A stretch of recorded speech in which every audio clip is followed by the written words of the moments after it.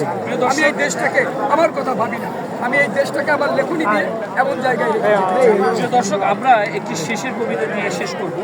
তো ওনার লেখা আরেকটা কবিতা আমরা হাদি, আমরা যে হাদি ওসমান হাদি সম্পর্কে জানি, তিনি কিছুদিন আগেই তাকে দুর্বৃত্তরা তাকে গুলি করেছে আমরা জানি, তাকে নিয়েও আপনি কবিতা লিখেছেন। না, তাকে নিয়ে আমি ওরকম কোনো কবিতা লিখিনি, তাকে টার্গেট করে তবে একটা কবিতা লিখেছি।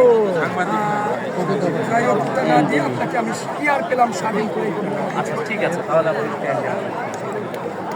কি আর পেলাম স্বাধীন করে, নেই স্বাধীনের স্বাদ, সব জায়গাতে রাখা আছে গরিব মারার ভাগ। ধনীরা সব ধনী হচ্ছে, গরিব হচ্ছে শেষ।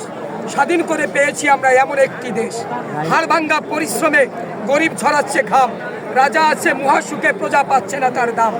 ভাবতে গেলে অবাক লাগে, হাইরে স্বাধীনতা, রক্ত দিয়ে পেলাম বুঝি আমরা এমন স্বাধীনতা। প্রিয় বন্ধুরা, আজ আমরা যে স্বাধীনতা পেয়েছি, এই স্বাধীনতার অনেক বৈষম্য রয়ে গেছে, আমরা এটা দূর করতে চাই। থ্যাংক ইউ দর্শক, আপনারা সবাই যদি